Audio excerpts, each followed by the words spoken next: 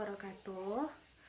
Baiklah, di video kali ini saya akan memberikan kesimpulan dari hasil diskusi kelompok 7 kemarin, yaitu tentang karakteristik perkembangan anak usia dini.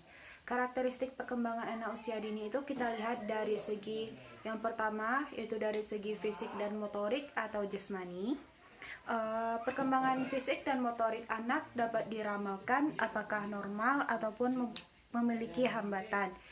Meskipun anak tumbuh dengan pola yang sama, tetapi ada perbedaan dalam laju perkembangan anak.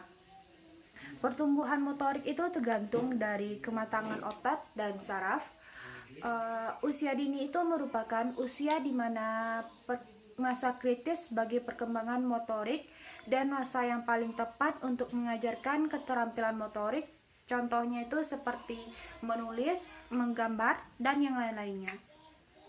Dan pada pertumbuhan fisik, seorang anak semakin bertambah usia, maka semakin berubah pula fisiknya. Yang kedua yaitu kita lihat dari segi perkembangan intelektual.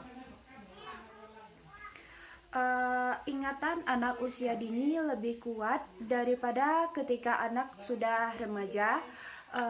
Pada fase ini kita sebagai orang tua bisa mengajarkan anak untuk mempelajari bahasa, contohnya itu seperti bahasa Inggris, Arab, Indonesia, dan bahasa yang lain-lainnya.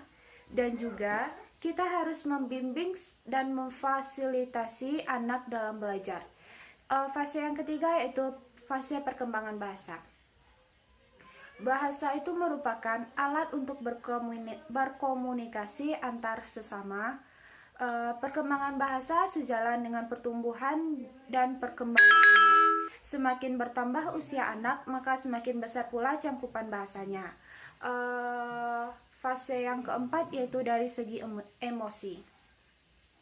Pada fase perkembangan ini, anak akan mengenali perasaan dan emosi apa yang mereka alami, mengerti bagaimana dan mengapa hal itu bisa terjadi, mengenali perasaan sendiri dan juga perasaan orang lain, dan mereka akan mengembangkan cara yang efektif untuk mengelolanya. Kelima yaitu fase perkembangan sosial. Pada fase ini, kelompok sosial memberikan pengaruh yang kuat terhadap perkembangan anak, yaitu pada saat anak dalam masa kanak-kanak dan juga pada masa remaja awal. Yang keenam yaitu perkembangan kepribadian. Perkembangan kepribadian itu dibedakan menjadi dua, yaitu yang pertama yaitu nilai moral, di mana anak usia dini mudah terbawa arus dan masih labil. Untuk itu, peran kita sebagai orang tua harus menanamkan nilai moral seperti cara bertutur kata, berpakaian, dan lain-lainnya.